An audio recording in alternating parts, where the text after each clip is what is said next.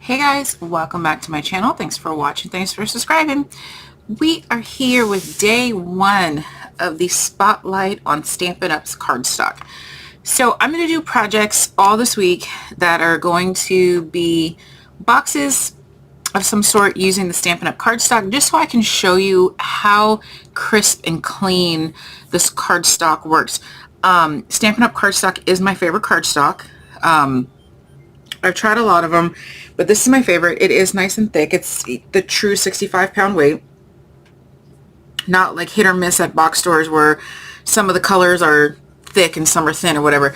These are, for the most part, consistent, super thick. So I do enjoy the Stampin' Up cardstock. I can honestly say that.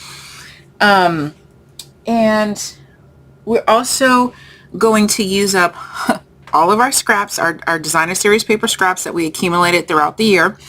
And these are going to get us ready for next year's craft shows. So, you know, most people have stuff coming up. Valentine's Day. Sometimes there's January, like Winter Wonderland craft shows, depending on where you live. There's always the spring craft shows. So this week, hopefully you can find, you know, cute little things that you can put in your craft show. Get ready. Maybe get ready for your child, coworkers, whatever, Valentine's Day gifts, or you can even turn them into little Easter stuff. So throughout the week, I'm going to use various designer series paper. A lot of it is retiring, either has already retired or is retiring or on the clearance rack, because I'm going to get rid of my scraps. But like I said, we're focusing on the cardstock. We're not focusing on the designer paper. Okay, so if you're watching this in 2022, it's Christmas week, so Merry Christmas.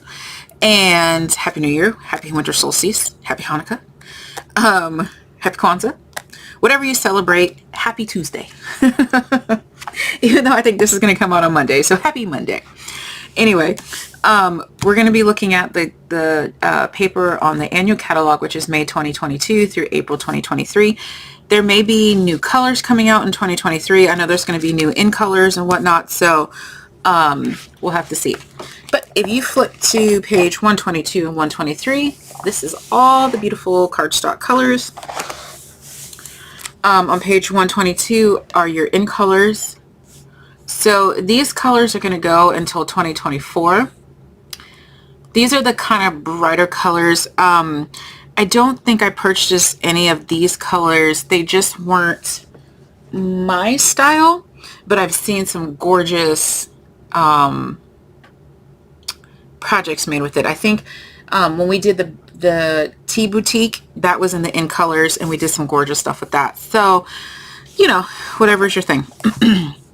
These colors are going to be retired, the ones here. And I know there's a glare, you can't see them, but you need a catalog. I'll get you a catalog. You can go online and look at them.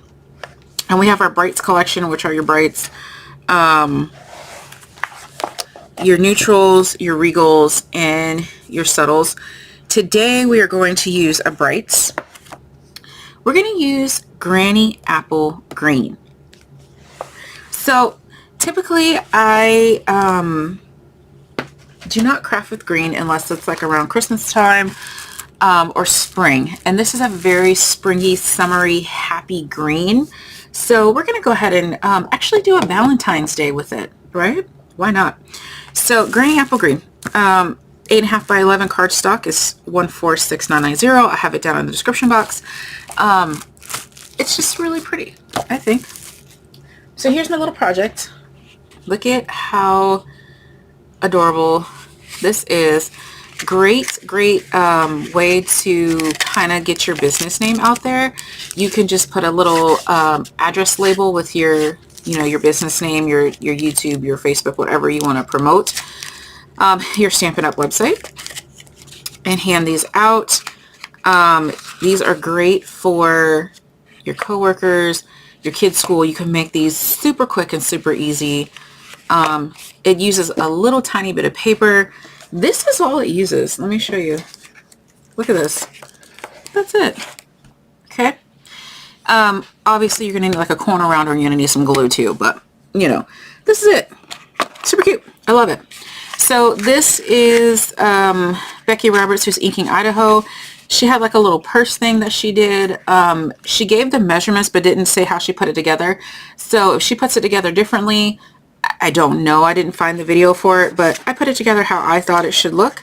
And I decided to tuck the flap in because if you're doing these for a craft fair or, you know, 30 of them for your kids' class, you know, you're not going to want to spend the time to make the belly band and all the decorations on the front. You want something super simple. You can charge $1 for this, and these are going to fly off your shelf. And also, it looks more than what it is. So, you know, we did little Halloween things for my niece. You know, it was quick and easy. The kids loved them. They thought they were getting something more than just a little tiny snack size Hershey bar or whatever you want to put in there. Okay. So this box measures 3 by 1.5 by 1/2 inch. So it is small. You can decorate the back, but again, you know, most people are just gonna eat the chocolate and toss it. Put your label on there. What else? Okay.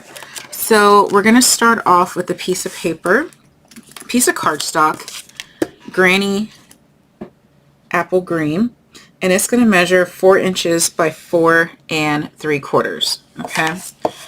I lost my scoring blade, so I have to use my scoreboard. All right. In case anybody's wondering, the paper collection that I am using is called Sweet Talk. It is currently on the clearance rack. If you're watching this December 2022, it's on the clearance rack. It is a retired DSP, but you can get it right now. If it's sold out by the time you get there, I'm sorry. But like I said, this isn't about the designer paper. It's about the cardstock. Okay, so on the 4-inch side, you want to score it at 1/2 inch. Like I said, you can bust these out. And 3.5. Okay, 1/2 inch, 3.5. Rotate it, put the 4 3/4 side at the top. You're going to score it at 1.5. 2, 3.5, and 4. 1.5, 2, 3.5, and 4. Okay, that's it. All right, and we got to do some varnishing. We got to do some cutting. So let's go. We're going to varnish first. Now, with Stampin' Up! Paper, I typically don't worry about going with the grain, going against the grain. I don't know who the grain is, so I just fold it. And it works every time for me. So I don't worry about the score line. I never know if it's supposed to be bumpy side out, bumpy side in. I don't know. So I don't fool with it. I just leave it be, right?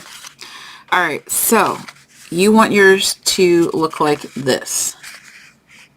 You want the double score line to be on top because that's going to be your flap. Okay? And then there's no score line on the bottom here. So that's going to be your bottom. Now, what we need to do is let's work with the top first, okay? So you're going to rotate it in your hand so that way now your top is on the bottom, just because that's how I have to cut and I don't want to confuse you. Okay, so what we're going to do is go ahead and cut off, did I cut off the tabs? I did. So you can either cut off the tabs or you can leave them on. It's up to you. I think it folds in nicely without the tabs, so I'm going to go ahead and cut them off, and that's just easier. So the 2 boxes on the right, you're going to cut off like so. You're going to leave the rectangles alone, and you're going to cut off these 2 here. Okay. And now I'm going to flip it back over, so you should have something that looks like this. Okay. So now what we're going to do is we're going to make our little tabs, and so you're just going to cut up your tabs, and you're going to miter just a little tiny bit. Not too much because it is only a 1/2 inch. Okay, so now your center looks like this, and then you're going to do the same thing on the other side. I had to bring my little scissors for this one. Oops, I almost mitered the wrong thing. You always miter the square, leave the rectangle alone. Okay. Alright, so you got something that looks like this, right? We're going to go ahead and round our top, and whatever corner rounder you have, that's what you're going to use. Make sure you get it in there even. Okay. So now I'm just making sure my lines are nice and burnished. If you want, you can decorate now. I don't care. I can decorate later. You can punch your hole now, which would be on this bottom flap. So we had our top flap that we rounded. So you'd punch your hole here. I don't care whether I do it before or after. Alright, so what we're going to do now is we're going to put a little bit of glue on our tabs, or you're going to use score tape. I think I'm just going to use score tape for right now. No, I'm going to use glue. Okay, so I got to unclog it. Okay, so I'm going to fold my tabs in, and I'm going to put glue. Now I want my tabs, so okay, so this one I did these tabs going towards the front, and I didn't really like it. I want them towards the back. So if you accidentally do it one, it really doesn't matter, to be honest. So I'm gonna glue my tabs to the bottom flap, so you just roll it up, and we're gonna glue it to this one here, making sure you line it up nicely. Okay. And then again, you're gonna fold it up here, you know, just like you're making a standard box, nothing heavy. Okay, so just, you know, let that glue dry. So you should have something that looks like this, and then you're just gonna glue these flaps this way. So I'm gonna open it back up. I'm gonna put the glue over here, and the glue over here, and I'm gonna glue it. Okay.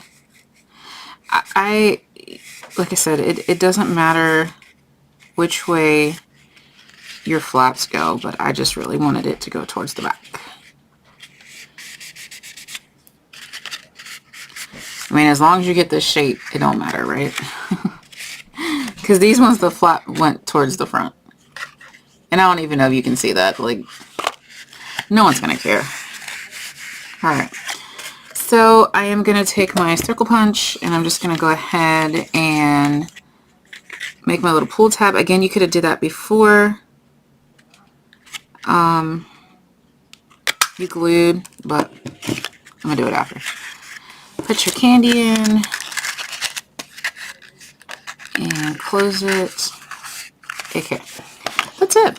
Now we're just going to decorate it. I just got a little piece of paper that is 1 5/8 by 2 7/8, and I'm just gonna glue it on. You can tape runner, whatever adhesive you want, and like that. And then I just punched out a little heart.